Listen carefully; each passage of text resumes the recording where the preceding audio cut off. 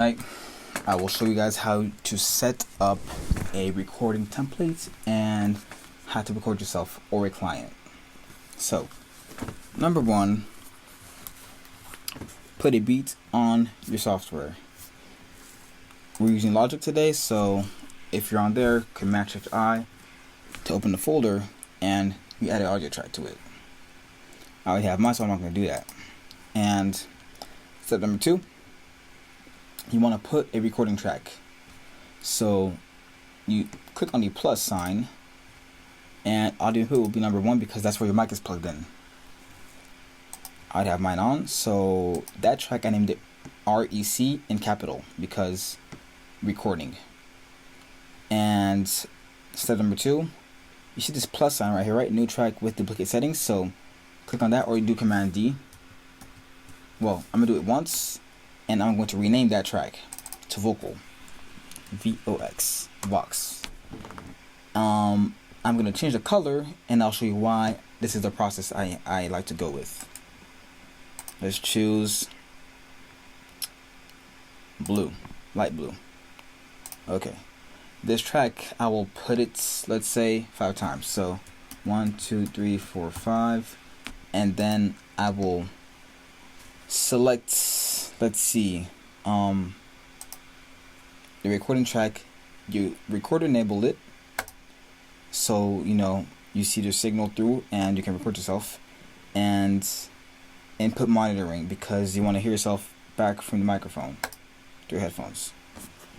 So after that's done, you go back to all these. The reason why you want to put like 5 tracks or more is this recording track will always be running because you don't want to miss a take that the artist or you even say yourself, right? Therefore, you have the recording track running, and these Vox tracks are, once you like your take, you put it down to the track. So I'm not gonna record myself because I ain't no artist. I just mix and stuff. So click R, you run it. Once you like it or you don't like it, you pause it, put it down, enter. Well, you press return, you record another one. You run it and run it. You can hear this track, you don't like it. And if you like it, keep it, put it back to another one. And then you can punch in, let's say you want to punch in after number 5, so put on number 3, R, and if you like it, runs again, and then you put it back. If you don't like it, you press space, Command Z again. And if you like it, pretty simple, right? Now, if you can see the efficiencies, because you can keep all the takes lined up and there's no trouble to lose them. Now, one thing is this: the processing is quite heavy in softwares, and some don't know how to calibrate the computers. So, calibrate meaning like if you want to do it for music, you don't want it to lag, you don't want it to have CPU usage overload, because that's very common for us. Well, for people, I said that a lot of times before, and then I saw the problem because I saw a way to deal with it. So we press record. You click on shift. Well, you hold shift and you click on your track number 8. Now you click on X to pull up the mixer, and you go all the way to sends, because we're gonna create bus on Logic.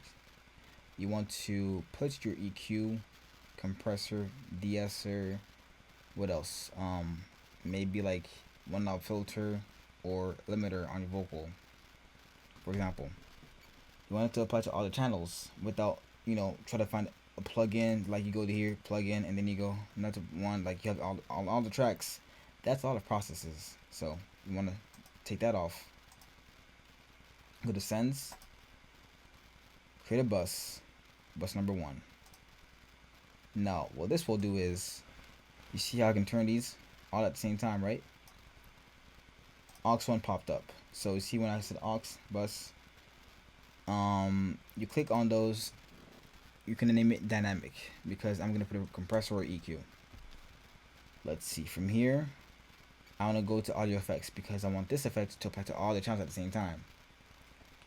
So now I go to here, I put a compressor. So this one, right? So you guys are familiar with this Logic compressor. Default plugin. Set it wherever you want. Doesn't matter for me right now. So the goal is to use less power as possible, and for you, in order to have your effects, you want to hear them back while you track your vocals or anything like that. That's why you do a aux, a bus, anything. And you're gonna want to put an EQ, for example, or there you go. You got your EQ. Put a little preset right there, and you always want to do a little cut. I'll talk more about that in one of the next videos, and that's just the principle of how to use less processing when you record yourself. Now this one right here, and run it. You can hear this track back. Always make sure the beat volume is lower than the vocals, because if you want to record yourself or an artist, you're not gonna be able to hear yourself back over the beat. So you want to put it loud on the beat, loud on the vocal, loud on the beat, loud on the vocal, and then it clips. Not good. So that, basic thing, not hard. But some people aren't taught how to, make templates. So now we will see how you can see this as a template itself. I'm gonna delete all these. Delete the beat. We don't need that, but I'll keep it in because I'll do something later on for you guys. If you want to save this as your, tracking, for example, let me show you how you can create a little reverb bus. So again, recording, hold shift, Vox, you go to sends, you're going to create a bus number 2.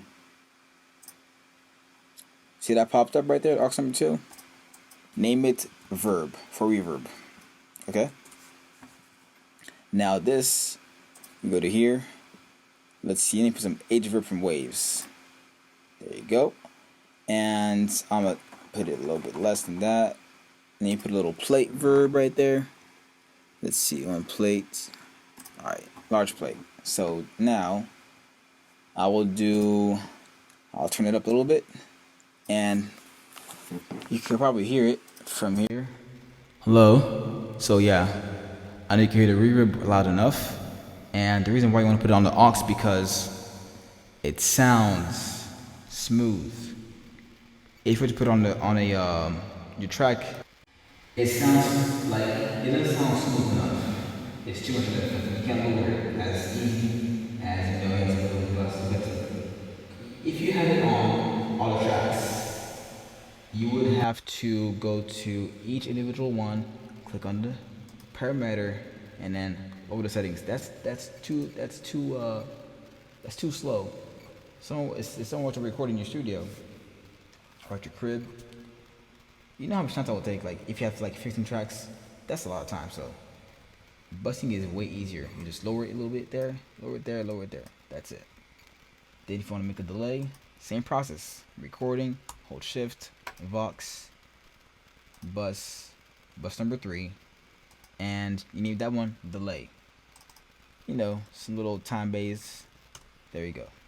And you want to put some little at the edge delay. Sounds pretty nice. I said that sounds pretty tight. So edge delay all the way down here. Yeah. So this one, right? No, this is not this one. Sorry. I need to choose something else. Alright, mono stereo. There we go. And then this one sounds nice. You're gonna hear it. Alright, so I'm gonna turn this up, and you hear the delay, right? Ping pong. Because tick tack, tick tack.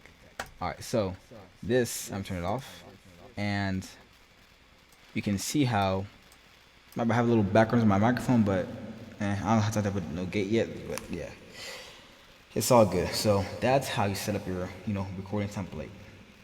Brief one, quick and easy. Now, if you want to put some ad libs and you want to control all of it at the same time, say how to do that. Let's say get 3 tracks, or let's say 2 tracks, easier. So left and right. If you want to pan them, right and left sides, click on the plus, and click on that last one. Name that, like, let's say for example, ad-lib. All right. Change the color. Every session I have, I like to keep it organized. So color coding is essential in all studios.